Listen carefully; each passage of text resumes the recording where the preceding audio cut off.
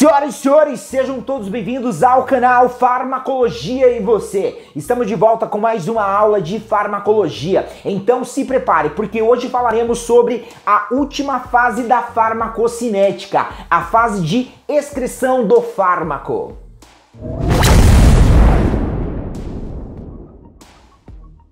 Então hoje falaremos sobre a última fase da farmacocinética, a fase de excreção do fármaco. É importante relembrar que existem formas diferentes do fármaco ser excretado, mas no vídeo de hoje nós iremos abordar apenas sobre a excreção renal. E aqui nessa excreção renal do fármaco nós vamos presenciar três eventos: a filtração glomerular, a reabsorção passiva e por último a secreção tubular ativa. Vamos conhecer um pouco mais sobre cada um destes eventos, começando sobre a filtração glomerular. Quando você fala sobre filtração glomerular, é necessário você abordar dois tópicos específicos: o peso molecular e a afinidade à proteína plasmática. Quando você fala sobre peso molecular, o fármaco ele pode se apresentar de duas formas: com alto peso molecular, como também ele pode se apresentar com baixo peso molecular. No que se refere à excreção do fármaco a nível de filtração glomerular, quando o fármaco apresenta um alto peso molecular, este fármaco ele não irá conseguir atravessar o glomero através da filtração glomerular. Em contrapartida, o fármaco que apresenta um baixo peso molecular, este sim por sua vez conseguirá atravessar o glomero através da filtração glomerular. E agora quando você fala sobre a afinidade à proteína plasmática, aqui também nós podemos encontrar duas formas do fármaco: a forma ligada e a forma livre. A forma livre também é conhecida como forma ativa. A forma livre é aquela que é conduzida aos tecidos, é direcionado aos seus receptores e ao reconhecer e se ligar aos seus receptores, ela produz o seu efeito farmacológico. Agora, quando você fala sobre a forma ligada, é aquela que está ligado à proteína plasmática e esta por sua vez ela não consegue atravessar o glomero através da filtração glomerular. Ainda dentro deste tópico, excreção do fármaco a nível de filtração glomerular, podemos citar fatores que podem alterar a excreção do fármaco, como por exemplo a idade. Com o passar do tempo, existe uma diminuição no número de néfrons e isso leva a uma diminuição ou até mesmo uma lentidão na taxa de filtração glomerular, no que se refere à excreção do fármaco a nível de filtração glomerular. Outro exemplo que também podemos citar como um fator interferente que pode sim alterar ou até mesmo interferir na filtração glomerular, no que se refere à excreção do fármaco, presença de patologia, como por exemplo a hipertensão arterial e até mesmo a insuficiência renal. Podemos também colocar como exemplo o pKa do fármaco e até mesmo o pH do meio, mais especificamente no que se refere à forma iônica e à forma não iônica do fármaco. Fato também que ele pode sim interferir naquilo que se refere à excreção do fármaco a nível de filtração glomerular. Para fechar esse tópico, não podemos deixar de citar a interação medicamentosa, também classificado como interação farmacológica. Também pode ser sim classificado como um fator que pode alterar ou até mesmo interferir na excreção do fármaco a nível de filtração glomerular. Isso porque quando você fala sobre interação medicamentosa ou interação farmacológica a nível de um envolvimento com o citocromo P450,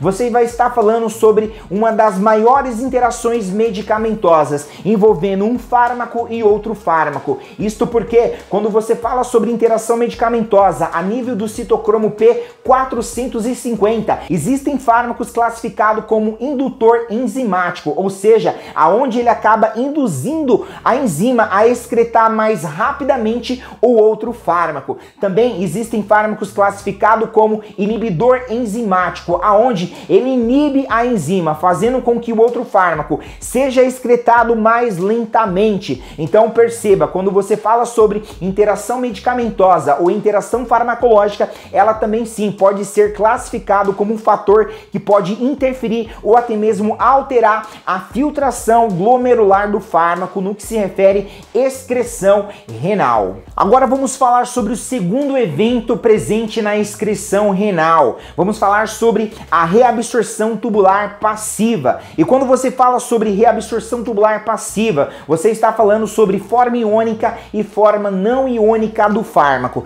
Isso porque o fármaco que se apresentar na sua forma não iônica, quando este chegar no interior dos túbulos renais, mais especificamente no túbulo contorcido distal, ele sofrerá uma reabsorção tubular passiva. Isso porque ele estará apresentando uma alta lipossolubilidade e uma característica apolar. E em virtude dessas características, aqui nessa porção do túbulo contorcido distal, ele sofrerá uma reabsorção tubular passiva, aonde ele será jogado novamente no sangue. Do sangue ele será direcionado novamente para o fígado, para que ele possa passar por um processo de biotransformação hepática com o intuito, objetivo, propósito de torná-lo mais polar e até mesmo mais hidrossolúvel, para que este, após chegar novamente aqui nesta porção do túbulo contorcido distal, ele possa ser excretado. Ou seja, ao chegar aqui neste ponto, se ele se apresentar na sua forma iônica, irá acontecer o evento chamado aprisionamento iônico, em virtude de ele estar mais hidrossolúvel e com um caráter polar. Isso fará com que ele seja excretado do organismo. Vamos aqui exemplificar de uma maneira ilustrativa melhor esta narrativa a qual nós acabamos de descrever. Suponhamos que eu tenho aqui um comprimido que será administrado por via oral. Ele vai passar pelo esôfago. Do esôfago ele vai para o estômago, do estômago ele vai para o intestino, do intestino ele irá para o sangue, do sangue ele é conduzido para o fígado. Ao chegar no fígado ele passa por um processo de biotransformação e metabolização hepática. Após esse processo ele retorna para o sangue, do sangue ele é direcionado para os tecidos, dos tecidos ele será conduzido aos seus receptores e ao reconhecer e se ligar aos seus receptores irá produzir o seu efeito farmacológico. Após ele exercer o seu efeito farmacológico, ele retorna novamente para o sangue. Do sangue, ele será conduzido para as vias excretoras, para que ele possa ser excretado do organismo. Como dito anteriormente, existem outras vias de excreção, porém, iremos abordar apenas sobre a excreção renal. Então, aqui quando ele chegar na porção renal, no processo de excreção, nós encontraremos aqui a cápsula de Bowman, mais internamente teremos aqui os glomérulos, uma porção adiante encontraremos aqui o túbulo contorcido proximal, logo abaixo teremos aqui a alça de Henle, subindo nós encontraremos aqui uma outra porção chamada de túbulo contorcido distal, e é exatamente aqui neste ponto aonde ocorre a reabsorção tubular passiva. Isso irá acontecer se este fármaco chegar exatamente aqui neste ponto na sua forma não iônica. Então, se este fármaco chegar aqui no túbulo contorcido distal na forma iônica, ele vai estar com uma característica apolar e apresentando um alto grau de lipossolubilidade. E em virtude destas características, ele irá sofrer uma reabsorção passiva no interior dos túbulos renais, mais especificamente no túbulo contorcido distal. Chegamos então no último tópico da aula, onde nós vamos falar sobre secreção tubular ativa, aonde nós vamos ter a participação do transporte ativo. Quando você fala sobre secreção tubular ativa, você está falando da substância ou do processo pela qual a substância ela sai do sangue e vai direto para o interior dos túbulos renais. Vamos dar aqui como, por exemplo, a competição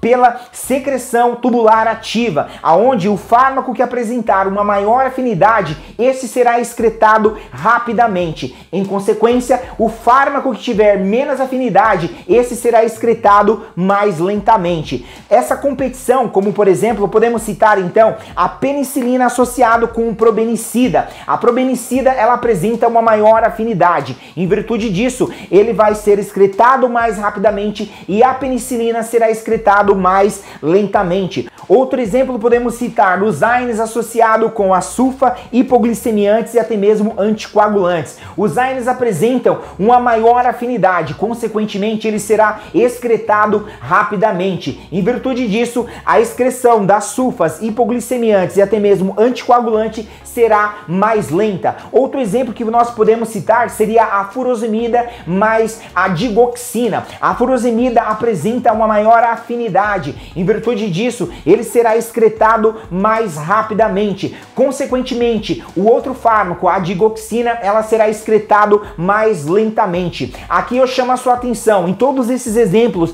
a quais nós citamos. Isso pode gerar uma potencialização deste fármaco ou até mesmo um quadro de toxicidade. Mas quando você fala sobre potencializar ou até mesmo gerar um quadro de toxicidade em virtude desse fármaco ter, digamos assim, a sua excreção mais lenta, vai ser levado em consideração dois pontos importantes. Primeiro, a dosagem deste fármaco e segundo, o tempo de meia-vida. Isso porque quando você fala sobre concentração, você está falando sobre a dosagem, a qual será acumulada no organismo. O segundo ponto, no que se refere a tempo de meia-vida, o fármaco que apresentar um tempo de meia-vida mais amplo, isso irá diminuir o risco do surgimento de um quadro de toxicidade. Em contrapartida, o fármaco que apresenta um tempo de meia-vida muito curto, o risco de ele produzir um quadro de intoxicação é muito grande. No que se refere à digoxina, classificado como um cardiotônico, ele aumenta a força de contratilidade do músculo cardíaco. Ele possui um tempo de meia-vida muito curto. Então, a chance de ser gerado um quadro de toxicidade, mais especificamente uma cardiotoxicidade, é muito grande no que se refere a você retardar a excreção deste fármaco. Então, essa foi a aula de hoje, espero que você tenha gostado. Esta foi a última aula da farmacocinética. Na próxima aula nós iremos começar um tema novo sobre farmacodinâmica. Para você que gostou, não se esqueça de deixar o seu like, se inscreva no canal para que o YouTube possa te avisar sempre que tiver um novo vídeo disponível aqui nesse canal. Não esqueça também de deixar o seu comentário e de compartilhar. Um abraço a todos, te vejo no próximo vídeo. Fui!